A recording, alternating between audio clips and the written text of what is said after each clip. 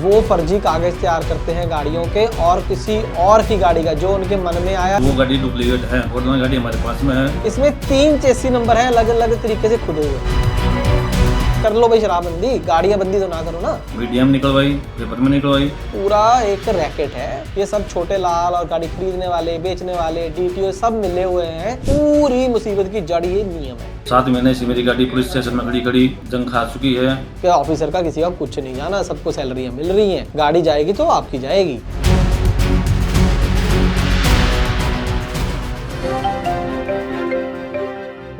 दोस्तों, बिहार में शराबबंदी है और वहाँ पर कोई भी गाड़ी अगर पकड़ी जाती है जिसके अंदर इलीगल तरीके से शराब पाई जाती है तो गाड़ी को इमीडिएटली जब्त किया जाता है और बहुत ही जल्दी में उस गाड़ी को नीलाम करके बेच दिया जाता है। इस चक्कर में बहुत सारे बेकसूर लोग पिस रहे हैं, बहुत बेकसूर गाड़ी मालिक पिस रहे हैं जिनका बिहार से, जिनका उस शराब से कोई लेना देना ही नहीं होता है। दूसरी राज्यों की वो गाड़ियां हैं, दूसरे राज्यों के वो गाड़ी मालिक हैं जो फंस रहे हैं। इसलिए आप अगर महाराष्ट्र से, पंजाब से, राजस्थान से, कहीं से भी हैं तो ये बेहद ज़रूरी सूचना हम आपको दे रहे हैं। इससे पहले भी हम कुछ स्टोरीज कर चुके हैं जहां पर बेकसूर गाड़ी मालिक फंस चुके हैं, उनकी गाड़ियां चल नहीं पा रही हैं। उसका कारण क्या है मैं अभी बताऊंगा। और अभी लेटेस्ट केस एक और आ गया हमारे पास जहां पर एक राजस्थान की गाड़ी फंस गई है और पिछले लगभग 4-5 महीनों से उसकी गाड़ी पुलिस थाने में खड़ी हुई है बिना किसी गलती के। तो आप ना फंस जाएं इसके अंदर। और आप क्या क्या कर सकते हैं पहले ही, फंसने से पहले, अगर आपको कोई ऐसी कॉल आ जाए या आपको थोड़ा सी भी अंदेशा हो जाए तो आप क्या कर सकते हैं वो हम आपको बताने की कोशिश करेंगे। हो सकता है आपके दिमाग में रह जाए और आप ऐसी मुसीबत से बच जाएं। आइए शुरू करते हैं आज की खास ग्राउंड रिपोर्ट एक छोटे से कमर्शियल के बाद। ट्रक हो या बस, टैक्सी हो या ऑटो, छोटा हाथी हो या पिकअप, इन सब का बीमा सिर्फ और सिर्फ ट्रांसपोर्ट मॉल से। बस गाड़ी की आरसी और पुरानी बीमा कॉपी ट्रांसपोर्ट मॉल ऐप में डालें या 90-831-90-831 पर व्हाट्सएप कर दें तो गाड़ी का बीमा सिर्फ और सिर्फ ट्रांसपोर्ट मॉल से।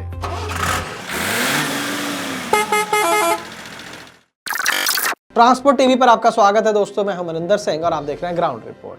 तो जैसे कि मैंने कहा कि बिहार की जो शराबबंदी है और उस चक्कर में जो गाड़ी बंदियां हो रही है वहां पर, उस चक्कर में बेकसूर लोग कैसे पिस रहे हैं। जो कसूरवार हैं वो पिसे, कोई दिक्कत नहीं है। जो सिर्फ स्मगलिंग का ही काम करना चाहते हैं, जो जानते हुए भी गाड़ियों में शराब ढो रहे हैं बिहार के अंदर, भाई वो अगर पकड़ी जाए और गाड़ी नीलाम हो जाए उससे तो कोई खास सिंपैथी है नहीं। इलीगल काम करोगे तो उसको आपको पहले पता है कि ये रिस्क है और ये मैं फंस सकता हूँ और मेरी गाड़ी बिक सकती है। अगर बावजूद इसके कोई करता है तो हम उसकी बात नहीं कर रहे हैं, ठीक है। हम उसकी बात कर रहे हैं जो बेचारा ना करना चाहता है, ना उसने सोचा है, ना वो कभी बिहार गया है, ना वो बिहार में शराब लेके गया है। उनकी गाड़ियां क्यों बिकने की कगार पर आ गई हैं कबाड़ में, उसकी मैं बात कर रहा हूँ। उस केस में अगर आपने पहले रिपोर्ट्स नहीं देखी है तो मैं आपको बता देता हूँ शॉर्टकट में। हो ये रहा है कि जो लोग पक्के तौर पर स्मगलिंग का काम कर रहे हैं, शराब लेके जा रहे हैं बिहार के अंदर, वो अपना ओरिजिनल गाड़ी का नंबर लगाकर नहीं ले जा रहे हैं। वो फर्जी कागज तैयार करते हैं गाड़ियों के और किसी और की गाड़ी का जो उनके मन में आया, जो जिसका उनको कोई फोटोस्टेट कॉपी वगैरह मिल गई, वो गाड़ी का नंबर उसके ऊपर लगा के उसका उसी गाड़ी का चेसी नंबर भी वहां पर खुदवा के फिर वो ये काम करते हैं कि बाय चांस अगर पकड़े गए तो गाड़ी तो चलो जाएगी लेकिन ओरिजिनल मालिक का पता ही नहीं चलेगा। और भी कई चीजें हैं इसके अंदर, ओरिजिनल मालिक का कभी पता नहीं चलेगा गाड़ी थी कौन सी, वो तो किसी और का नंबर है। उस चक्कर में जिस गाड़ी का नंबर और चेसी नंबर लगा लिया उसके ऊपर, वो बंदा फंस जाता है, वो चाहे बिहार से 1000 किलोमीटर दूर क्यों ना बैठा हो। उसी की अब एक और बंदा बलि चढ़ गया, एक गाड़ी और बलि चढ़ गई जिनका नाम है मुकेश कुमार पूनिया, राजस्थान डिस्ट्रिक्ट चूरू के रहने वाले हैं। दोस्ती रोड कैरियर करके इनकी कंपनी है और ये जिस गाड़ी की मैं बात कर रहा हूँ उसका नंबर आपकी स्क्रीन पर है। 6 चक्का कंटेनर गाड़ी थी, 32 फीट इसमें कंटेनर था और ये गाड़ी ब्रांड न्यू इन्होंने 18 अप्रैल 2016 को खरीदी थी झुंझुनू से और आरटीओ चूरू में रजिस्टर कराई और इसको फाइनेंस कराया बाकायदा और सब ठीक चलता रहा। 2016 में खरीदी, 2021 आ गया, लगभग 5 साल। 5 साल बाद इनको एक फ़ोन आता है, ध्यान से मेरी बात सुनिएगा।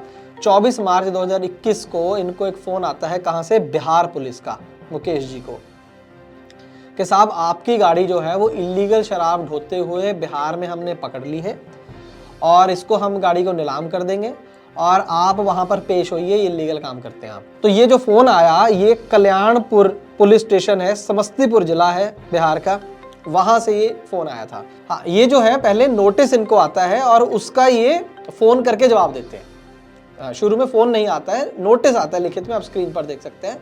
और इसका ये फोन करते हैं वहां पर कल्याणपुर पुलिस स्टेशन में और उनको पूरी बात समझाते हैं कि सर मैं आपको अभी फोन पर ही सबूत भेजता हूं, आप कह रहे हैं कि आपने मेरी गाड़ी पकड़ ली है, मेरी गाड़ी तो इस समय साउथ इंडिया में चल रही है, अभी अभी उसके टोल कटे हैं जो पिछले कुछ दिनों में, मैं उसके आपको मैसेज फॉरवर्ड कर देता हूं, आप देख लो, ये गाड़ी तो मेरे पास है, मेरे कंट्रोल में, मेरा ड्राइवर चला रहा है, साउथ में गाड़ी, आपने मेरी गाड़ी कैसे पकड़ ली? जरूर आपने कोई और गाड़ी पकड़ ली है गलती से जिसके ऊपर मेरी गाड़ी का नंबर लगा है, मेरी गाड़ी तो ये रही। उसके सारे सबूत इन्होंने फोन पर उपलब्ध करा दिए और साथ में ये रिक्वेस्ट करी कि सारा आप इस मामले की दोबारा से तहकीकात कीजिए, कोई बहुत बड़ी गलतफहमी होगी। तो उसने भी फोन पर, जो भी ऑफिसर था, उसने कहा कि हाँ ठीक है, आपकी बात ठीक लग रही है, तो बात खत्म हो गई। मुकेश कुमार पूनिया जी तो भूल ही गए कि ऐसा कोई फोन आया था, बात खत्म हो गई। उसके बाद कोई नोटिस नहीं आया, कुछ नहीं। इसके बाद आया सन 2022 में इन्होंने अपना लोन जो था वो पूरा उतार दिया, कंपनी से, फाइनेंस कंपनी से अपनी एनओसी भी ले ली। उसके बाद ये पहुंचे आरटीओ के पास हाइपोथिकेशन उतरवाने के लिए। तो वहां पर जब हाइपोथिकेशन इन्होंने चूरू आरटीओ में पहुंचे तो उन्होंने बोला कि तुम्हारी गाड़ी तो एग्जिस्ट ही नहीं करती है, डेटा में एग्जिस्ट नहीं करती है का मतलब है कि तुम्हारी गाड़ी तो बिक चुकी है और इसके ऊपर तो बिहार का नंबर लग चुका है, नंबर आपकी स्क्रीन पर है इस समय, तो ये तो इस नंबर से दोबारा रजिस्टर हो गई है समस्तीपुर आरटीओ में, तो इसमें हम कैसे इसकी हाइपोथिकेशन वगैरह वो करेंगे।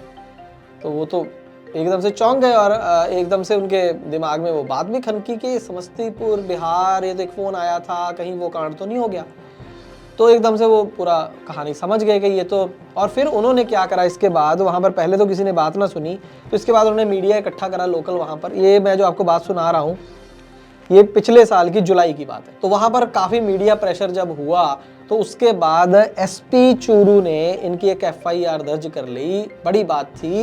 एफआईआर किसके खिलाफ हुई? पहले तो हुई डीटीओ चूरू के खिलाफ। वो इसलिए कि आपने एनओसी क्यों दी, और क्योंकि एनओसी दी होगी तभी जाके वो बिहार में रजिस्टर हो गई। फिर डीटीओ समस्तीपुर पर एफआईआर हो गई कि आपने किसी और की गाड़ी बिना चेक करे कैसे किसी और के नाम पर बेच दी, भाई ट्रांसफर कर दी। उन पे एफआईआर हो गई, बेच नहीं दी मतलब ट्रांसफर कर दी।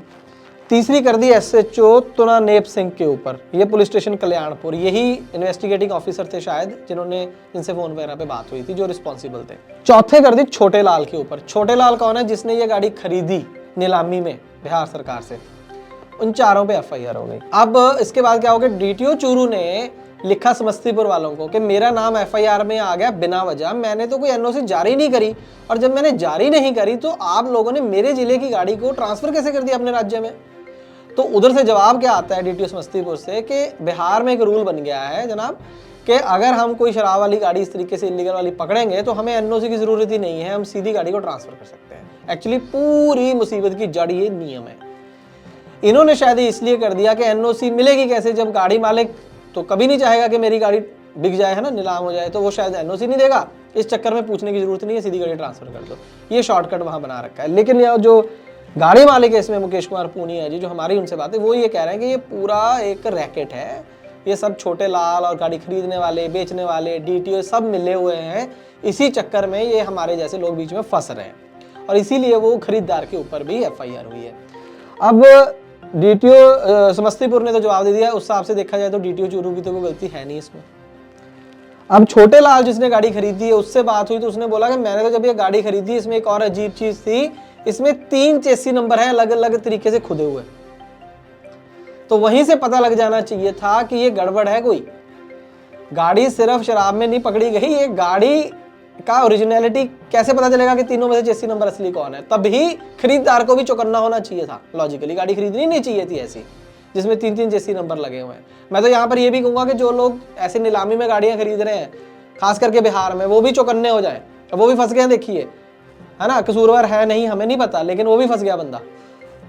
एफआईआर होगी, जवाब देना पड़ेगा। ट्रांसपोर्ट मॉल ऐप से गाड़ी का बीमा सस्ता भी और जल्दी भी, तो अभी डाउनलोड करें ट्रांसपोर्ट मॉल ऐप। अब खैर यहाँ पर अब मुकेश जी की मुसीबत ये थी पहले तो कि ना तो हाइपोथिकेशन हट रही है, ना कोई आगे नेशनल परमिट, कोई भी काम है वो सब रुके हुए हैं क्योंकि कोई रिकॉर्ड ही नहीं है आरटीओ चूरू के पास, तो कोई काम नहीं हो रहा। गाड़ी अच्छी खासी गाड़ी कबाड़ हो गई, कागजों में तो हो ही गई, चला नहीं पा रहे जब रोड पे तो कबाड़ी है। और उसके बाद आगे क्या होता है आप सुनिए, राजस्थान पुलिस इनको कहती है, मुकेश राणा को, कि आप एक काम करो, मुकेश पूनिया सॉरी, कि आप इस गाड़ी को लेके आओ, साबित करो कि तुम्हारे पास है गाड़ी, है ना, तुम्हारी गाड़ी तुम्हारे पास है, ये साबित करो।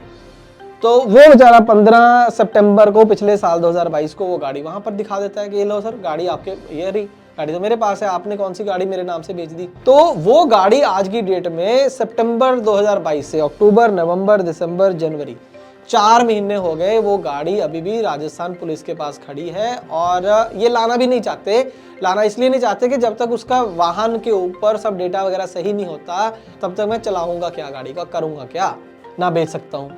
तो ये मुसीबत में अब फंस गए हैं मुकेश कुमार पूनिया जी, और ऐसे पता नहीं कितने लोग और होंगे, कई स्टोरीज तो हम कर चुके हैं। तो ये दोस्तों यहाँ पर मुसीबत है। अब इसके 2-3 पहलू है कि आप क्या कर सकते हैं और मुकेश कुमार पूनिया जी क्या कर सकते हैं। देखिए हमारे हिसाब से अब मुकेश जी क्या कर रहे हैं, एक्चुअली इस केस के खत्म होने का इंतजार कर रहे हैं। ये केस तो मुझे नहीं लगता कि कुछ साल अभी खत्म होगा, क्योंकि बड़े बड़े इसमें ऑफिसर शामिल हैं, जल्दी जल्दी ऐसे केस का कुछ नहीं होता, ये ऐसे ही चलता रहेगा, गाड़ी वहाँ खड़ी खड़ी पत्थर हो जाएगी, उसका कोई फायदा नहीं होने वाला। ये केस को चलने दो, आप एक अलग से अपने वकील को ढंग का वकील करके कोर्ट में दोबारा मेरे हिसाब से जाना चाहिए, सिर्फ एक काम के लिए, जो फ्रॉड वगैरह उसको छोड़ दो, आप सीधा जाओ डायरेक्शन लेने के लिए कि सर ये देखिए ये मेरे साथ फ्रॉड हो गया था, और ये मान भी लिया जब FIR हुई एक तरीके से ना कि मेरे साथ गलती, तो आप एक डायरेक्शन जारी करिए DTO चूरू के नाम कि मेरी गाड़ी को वापस जो है वाहन में ठीक करवाएं और मेरी गाड़ी को मेरे नाम के आ जाए, मतलब जैसे पहले की तरह था, वाहन में दिखने लगे कि मुसीबत सॉल्व हो गई तो वापस वो करा जाए, सिर्फ इतना काम करे। इस केस का जो DTO के खिलाफ है, ये केस कब निपटेगा मुझे इससे कोई लेना देना नहीं, वो अलग चलता रहे, मेरी गाड़ी को इमीडिएटली मेरे नाम करा जाए, है ना। तो मान लीजिए उधर 5 साल बाद इंसाफ हो भी गया, दूसरी DTO वगैरह को कोई सजा हो भी गई, इनको क्या करना, इनकी गाड़ी तो तब तक पत्थर हो जाएगी, किसी ने कोई कॉम्पनसेशन नहीं देनी। तो इमीडिएटली मुकेश कुमार पूनिया जी को वो केस को छोड़ के ये एक नई पिटीशन डाल के एक ऑर्डर जारी करवाएं, जैसे हम कोर्ट में जाते हैं कि FIR दर्ज नहीं करते जब थाने वाले, तो ऑर्डर देती है ना कोर्ट, उसी तरीके से कोर्ट में जाके डायरेक्शंस लें और DTO के नाम पर कि भाई इनकी गाड़ी इनके नाम करो, है ना।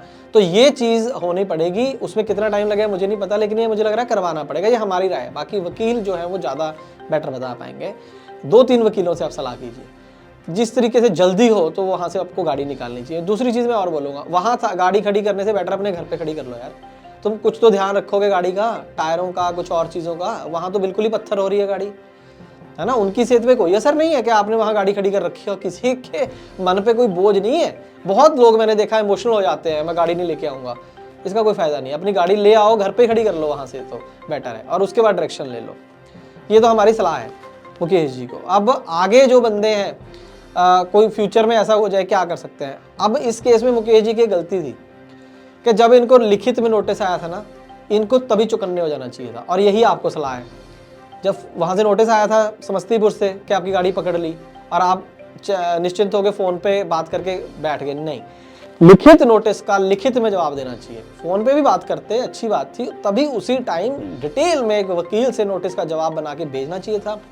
अपने RTO DTO को भी मिलना चाहिए था, वहाँ पे एक पत्र देना चाहिए था लिख के कि सर कहीं ऐसा ना हो कि मेरा कल को मेरी गाड़ी बेच दें, आप NOC दे दें या कुछ और कर दें, मेरी गाड़ी मेरे नाम पे रहनी चाहिए। तो ये लिखित में कार्रवाई मेरे हिसाब से इमीडिएटली करनी चाहिए, ज़रूरत पड़े चाहे आप तमिलनाडु में क्यों ना रहते हो, आपको वहाँ बिहार जाके भाई उसी टाइम ये बात क्लियर कर लेनी चाहिए कि मैं जी FIR करा दूंगा कल को, मेरी गाड़ी ना कहीं पे ट्रांसफ़र कर देना, मेरा नंबर, मेरी गाड़ी मेरे पास है। तो फ़ोन की बजाय जाना पड़ेगा, चाहे आपकी गलती है चाहे आपकी गलती नहीं है, इसी तरीके से हमारे देश का भाई सिस्टम चलता है। जिद करने का कोई फ़ायदा नहीं है कि ऑफिसर का किसी का कुछ नहीं जाना, सबको सैलरियाँ मिल रही हैं, है ना, गाड़ी जाएगी तो आपकी जाएगी।